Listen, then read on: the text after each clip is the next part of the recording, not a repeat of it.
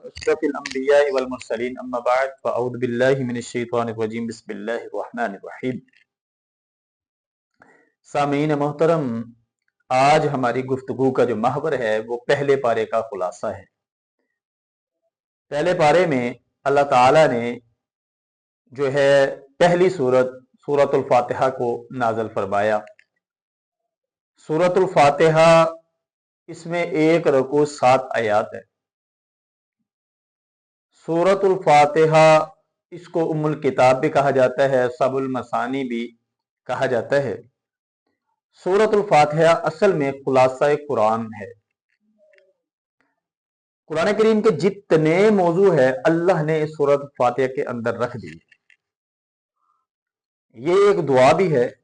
نبی علیہ السلام نے فرمایا سورت الفاتحہ جو نماز میں نہیں پڑھتا، لا صلاۃ لمن لم یقرأ بفاتحۃ الکتاب، اس کی نماز نہیں ہوتی۔ کیوں؟ کیونکہ یہ ایک دعا ہے، اور اللہ تعالیٰ نے حضرت ابن آدم کو دعا کرنے کا ایک طریقہ ڈھنگ سکھلایا ہے اللہ نے اس میں، کہ سب سے پہلے اللہ تعالیٰ کی حمد و ثنا کرنی ہے، حمد و ثنا کرنے کے بعد پھر اللہ تعالیٰ کے سامنے اپنی حاجات کو پیش کرنا ہے۔ اس کے بعد ہے سورت البقرہ۔ بقرہ کا معنی ہوتا ہے گائے۔ یہ قرآن پاک کی سب سے بڑی سورت ہے، اور اس میں 286 آیات اور 40 رکوع پر یہ سورت مشتمل ہے۔ سورت البقرہ میں 5 موضوعات ہے، 5 مضامین ایسے بیان ہوئے جو بیسک ہے۔ سب سے پہلا جو مضمون ہے، اللہ تعالیٰ نے اس میں انسانوں کا تذکرہ کیا ہے، انسانوں کے کچھ گروہوں کا تذکرہ کیا ہے۔ اس کے بعد اللہ تعالیٰ نے اعجاز قرآن کا جو اعجاز ہے اس کو جو ہے وہ لوگوں کے سامنے اللہ نے یہ اس چیز کو بیان کیا ہے۔ اس کے بعد اللہ تعالیٰ نے قصہ تخلیق آدم علیہ السلام کا تذکرہ کیا ہے، اور اسی طرح احوال بنی اسرائیل ہے، اور قصہ ابراہیم علیہ السلام۔ اللہ تعالیٰ نے اس میں یہ بیسک جو موضوع ہے اللہ تعالیٰ نے یہ بیان کیے۔ اللہ تعالیٰ فرماتے ہیں الف لام میم ذالک الکتاب لا ریب فیہ۔ الف لام میم، یہ جو الف لام میم ہے ان کو حروف مقطعات کہا جاتا ہے۔ یہ جتنے بھی سورتوں کے شروع میں آتے ہیں ان کا معنی نہیں ہے کوئی بھی، نہ ہی اللہ تعالیٰ نے اپنے نبی کو بتایا، نہ حضور نے صحابہ کو بتایا، نہ صحابہ نے تابعین کو، نہ تابعین نے تبع تابعین کو۔ یعنی اس کا علم اللہ کے پاس ہے۔ اس کا ہم یہی ترجمہ کریں گے اللہ بالمراد، اللہ ہی اس کو بہتر جانے۔ یہ الف لام میم ہی سب سے پہلی وحدانی جو ہے واحد، یہ ایک پہلا ورڈ ہی اس بات کا جو ہے نا وہ اس بات کو منواتا ہے کہ واقعی ہی یہ کوئی کلام اللہ کا کلام ہی ہے، یہ کوئی عام کلام نہیں۔ ذالک الکتاب لا ریب فیہ، اس کتاب میں کوئی شک نہیں۔ یہ اعجاز قرآن اللہ تعالیٰ نے، قرآن کا اعجاز ہے کہ یعنی اس کتاب میں کوئی اضطراب، کوئی شک کی گنجائش ہی نہیں ہے۔ کیوں گنجائش نہیں ہے؟ کہ اللہ تعالیٰ نے جب اس قرآن کو نازل فرمایا، آسمان سے جبرائیل قرآن لے کے آتے ہیں، حضور علیہ السلام کے سینہ پاک پر نازل کیا جاتا ہے، اور یہ جو دورانیہ ہے قرآن کے نازل ہونے کا، یہ نگرانی کس کی ہے؟ رب العالمین کی نگرانی۔ اور جو کام رب کی نگرانی میں ہوتا ہے، اللہ کی نگرانی میں ہو، اس میں شک نہیں کیا جا سکتا، اس میں کجی نہیں کی جا سکتی۔ اس لیے اللہ نے فرمایا ذالک الکتاب، یہ کتاب قرآن کریم، یہ کتاب اس میں کوئی شک نہیں ہے، ہدی للمتقین، ہدایت ہے متقین کے لیے۔ اس کے بعد اللہ تعالیٰ نے انسانوں کے کچھ گروہوں کا تذکرہ کیا۔ پہلے نمبر پر مومنین ہے، دوسرے نمبر پر کافر، تیسرا منافقین ہے۔ مومن کیا ہے؟ مومن کی پھر اللہ نے آگے صفات بیان کی ہے۔ مومن وہ ہے الذین یؤمنون بالغیب ویقیمون الصلاۃ ومما رزقناہم ینفقون، غیب پر ایمان لاتے ہیں، نماز قائم کرنے والے، زکوٰۃ ادا کرنے والے، جو ہم نے رزق دیا ہے اس میں خرچ کرتے ہیں۔ اب دیکھیں رمضان المبارک میں کتنے ایسے اہل ایمان ہیں جو چھپ چھپ کر اللہ کی راہ میں جو ہے مال جو ہے وہ تقسیم کرتے ہیں۔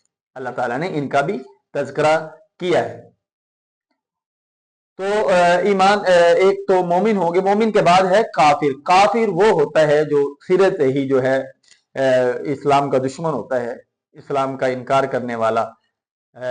تو اس کے بعد منافق ہے۔ منافق 2 قسم کے ہوتے ہیں، ایک منافق عملی منافق ہوتا ہے، ایک اعتقادی منافق ہوتا ہے۔ एक तो इत्तेकादी मुनाफिक वो हुआ ना कि ऊपर से तो वो एक लोगों को दिखा रहा होता है कि मैं नेक हूं या मुसलमान हूं, अंदर उसके एक जो है ना कुफर एक छुपा होता है।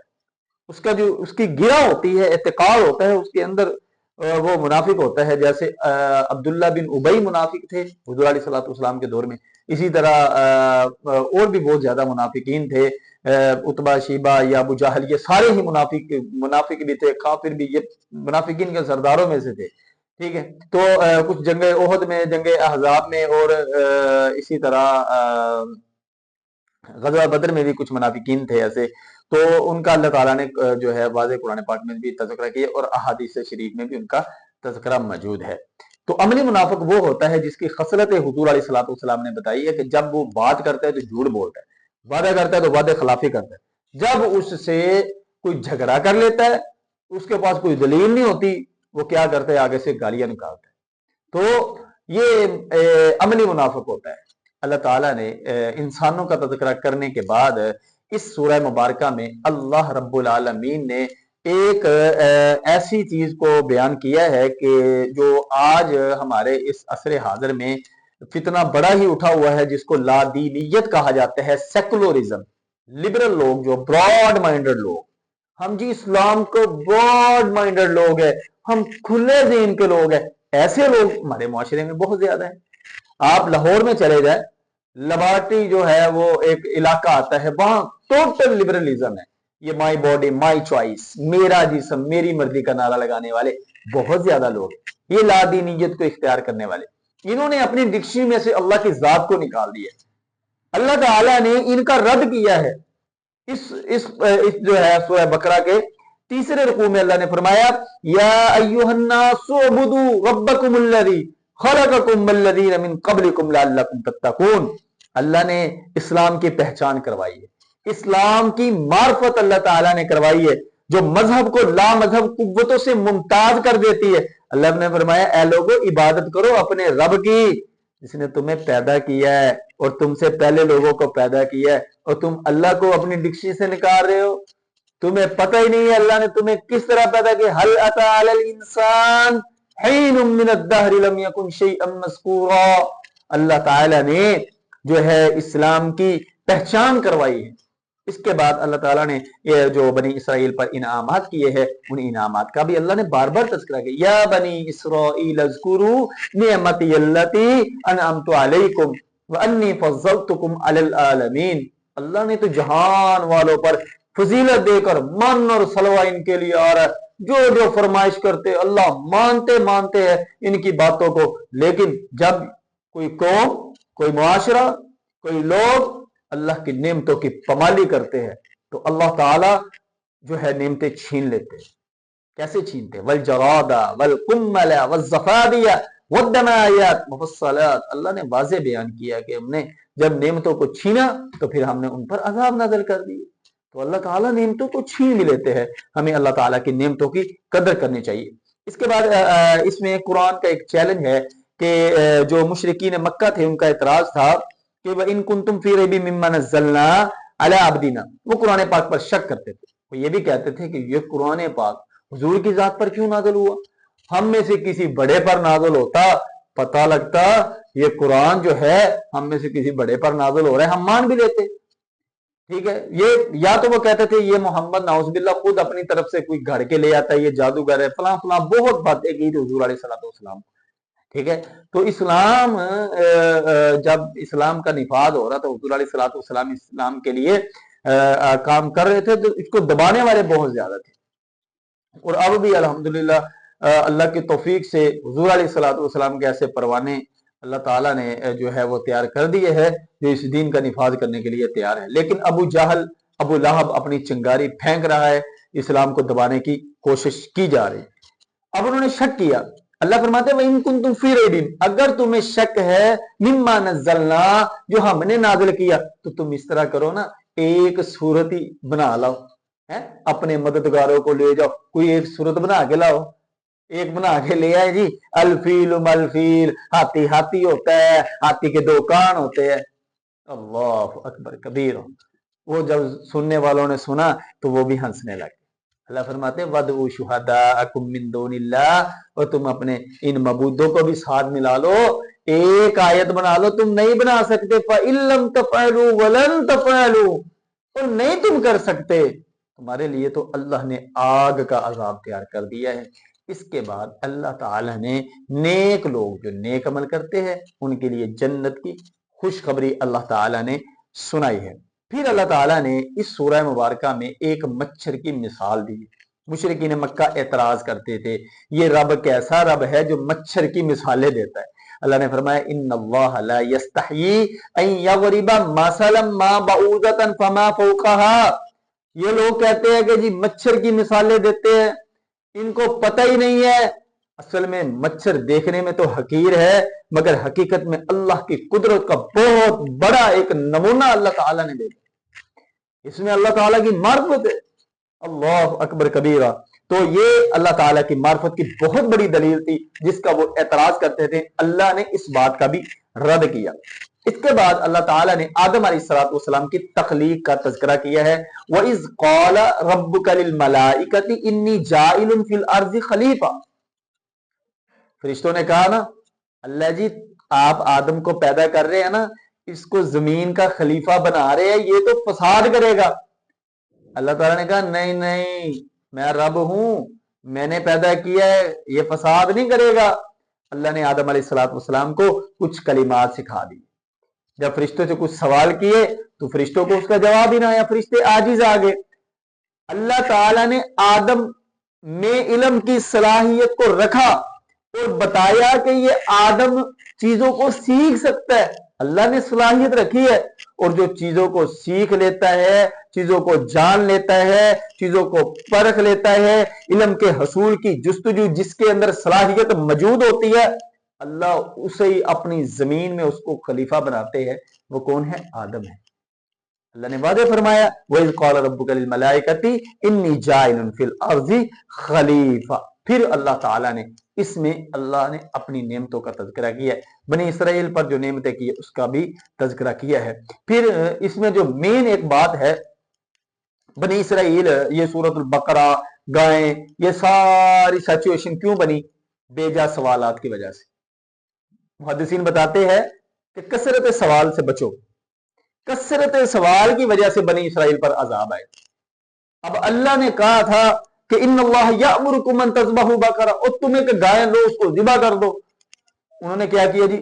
گائے کا رنگ کیسا ہو، چھوٹی ہو، بڑی ہو، حاملہ ہو، کیسی ہو، طرح طرح کے انہوں نے سوال کیے، کثرت سوال کی وجہ سے پکڑ میں آ گئی۔ ہمیں بھی اپنی زندگی میں اپنی لائف میں ایسے سوال نہیں کرنے تھے۔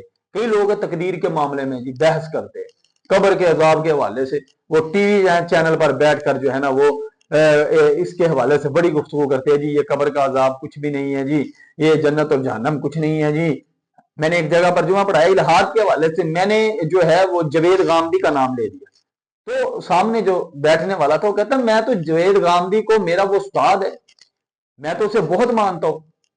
میں نے کہا پھر تو اچھی بات ہے، پھر آپ جمعہ پڑھنے کیا آئے؟ وہ تو کہتے اسلام میں جمعہ ہی نہیں ہے، وہ تو کہتے ہیں نماز پڑھنی بھی جو ہے نا وہ نماز تو قائم کرنے کا حکم آیا ہے، نماز پڑھنے کا حکم ہی نہیں آیا۔ وہ تو اللہ کی ذات کا انکار کرتا ہے، وہ تو ملحد ہے۔ آپ کی تو سارے جو ہے نا دین سے جو جتنی بھی دین نے پابندیاں لگائی ہے، ٹھیک ہے، وہ سارے کاموں سے چھٹی ہوگی، آپ جمعے میں کیا لینے آئے؟ اللہ ایسے لوگوں سے ہمیں بچائے، ایسے فتنوں سے بچائے۔ بادروا بالاعمال فتنا، حضور علیہ السلام نے فرمایا اندھیری رات کی طرح چھا جانے والے فتنے آنے والے ہیں، جلدی جلدی عمل کر لو۔ تو بے جا سوالات سے بچنا چاہیے۔ اس کے بعد اللہ تعالی نے اپنے اس کلام حمید کے حوالے سے فرمایا کہ اس کی تلاوت کرو جس طرح اس کی تلاوت کرنے کا حق، یتلونہ حق تلاوتی۔ رمضان المبارک کا مہینہ ہے، بڑی ہی عظمتوں والا، بڑی ہی یہ ساتھ ہے، بڑی ہی عظیم گھڑیاں، اس کی فضیلت کتنی کی بیان کی جائے اتنی ہی کم ہے۔ اس کا ایسی آپ کے سامنے ایک بڑی پیاری بات رکھتا ہوں، اس کی فضیلت ایسی لے لے کہ 11 مہینوں میں رمضان المبارک سب سے افضل ہے، اور یوسف علیہ السلام کے 12 بھائی تھے، اور 11 بھائیوں میں سے یوسف علیہ السلام کو اللہ نے جو مقام و مرتبہ دیا ہے وہی رمضان المبارک اب آپ کا دل کرتا ہے اس میں آپ تلاوت کریں یا اس رمضان کو جو ہے اس مہمان کو کھو میں پھینک دے، جیسے یوسف علیہ السلام کے بھائیوں نے پھینکا تھا. تو اللہ تعالیٰ کا یہ جو مہمان آئے اس نے تو چلے ہی جانا ہے. یتلون حق کا تلاوت، تلاوت کرے جس طرح قرآن کی تلاوت کرنے کا حق ہے. نہیں کر سکتے تلاوت تو کیا کرنا ہے؟ فقرؤ ما تیسر من القرآن، جہاں جہاں سے قرآن میسر آتا ہے نا وہ یار وہاں سے پڑھ لیا کرو. اگر یہ بھی کام نہیں کر سکتے، آخری جو انسان کا اور قرآن کا جو رشتہ ہے نا اللہ اس کو برقرار رکھنے کے لیے آخری بات، آخری پیغام آپ کے لیے، آخری پیغام وہ کیا ہے؟ فَاسْتَمِعُوا لَهُ وَأَنصِتُوا لَعَلَّكُمْ تُرْحَمُونَ. وَإِذَا قُرِئَ الْقُرْآنُ فَاسْتَمِعُوا لَهُ وَأَنصِتُوا. اور جب قرآن کی تلاوت ہو رہی ہو نا، قرآن کی تلاوت ہو رہی تو خاموشی کے ساتھ اس کو سنو، اور جب سنو گے اللہ تم پر رحم کرے گا.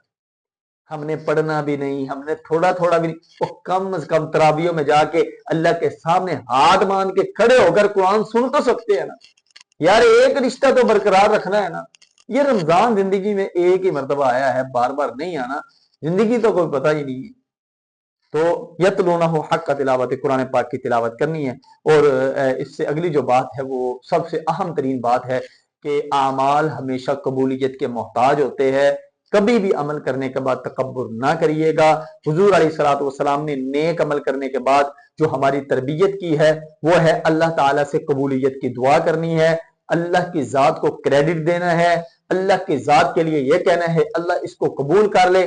نماز ہم پڑھتے ہیں رب کے لیے، نماز پڑھنے کے بعد سلام پھیر لیتے ہیں، پھیرنے کے بعد ہم کیا کہتے ہیں؟ استغفر اللہ استغفر اللہ. حضور نے تربیت یہ کی ہے، نماز اللہ کے لیے پڑھ لی، اب پڑھنے کے بعد استغفر اللہ اس لیے کہنا ہے کہ اللہ معاف کر دے، نماز میں کوئی کمیاں ہوگی، اللہ کوتاہیاں ہوگی، برے خیالات آئے، اللہ پھر بھی نیک عمل کیا، اللہ تجھ سے معافی مانگتے. یہ دعا کرنی ہے اللہ. یہ دعا، یہ طریقہ جو قبولیت کا ابراہیم علیہ السلام سے ہمیں ملتا ہے. آخر میں اس پارہ کے آخر میں ابراہیم علیہ السلام نے جب بیت اللہ بنایا، اسماعیل ساتھ ہے، بابا جی ابراہیم علیہ السلام نے نیک عمل کر لیا، تکبر نہیں کیا، اللہ کے سامنے ہاتھ اٹھا کے کہتے ربنا تقبل منا، اللہ اس کو قبول کر لے، اللہ میں نے نیک عمل کر لیا اب اس کو قبول کر لے. اعمال قبولیت کے محتاج ہوتے. اور آخری بات اللہ کے رنگ میں جو رنگ جاتا ہے وہی کامیاب ہے. صبغۃ اللہ ومن احسن من اللہ صبغۃ ونحن له عابدون. اللہ کے رنگ میں رنگے صحابہ کرام رضوان اللہ علیہم اجمعین، جن کے بارے میں اللہ نے فرمایا فَإِنْ آمَنُوا بِمِثْلِ مَا آمَنْتُمْ بِهِ فَقَدِ اهْتَدَوْا. وہ ستارے جو بدر میں نہ دبے، وہ جو باطل سے نہ دبے بدر کے میدانوں میں، وہ ستارے جو باطل سے نہ دبے خندق کی چٹانوں میں، وہ ستارے جو باطل سے نہ دبے احد کے میدانوں میں، وہ ستارے جو باطل سے نہ دبے احزاب کے میدانوں میں، وہ ستارے جو باطل سے نہ دبے افریقہ کے تپتے صحراؤں میں، وہ ستارے جو باطل سے نہ دبے جو یورپ کے کلیساؤں میں، شان آنکھوں میں نہ ججتی تھی جہانداروں کی، کلمہ پڑھتے تھے تلواروں کی چھاؤں میں، ہم جو جیتے تھے جنگوں کی مصیبت کے لیے، وہ ستارے جو جیتے تھے جنگوں کی مصیبت کے لیے، وہ ستارے جو مرتے تھے آقا علیہ السلام کے نام کی عظمت کے لیے. فَإِنْ آمَنُوا بِمِثْلِ مَا آمَنْتُمْ بِهِ فَقَدِ اهْتَدُوا. ان ستاروں جیسا ایمان لے کے آئیے گا انشاءاللہ. کل اللہ نے توفیق دی، زندگی دی تو انشاءاللہ پارہ نمبر 2 سایقول کا انشاءاللہ مختصر آپ کے سامنے خلاصہ کروں گا. آپ کی سماعتوں کا بہت بہت شکریہ. السلام علیکم ورحمۃ اللہ وبرکاتہ.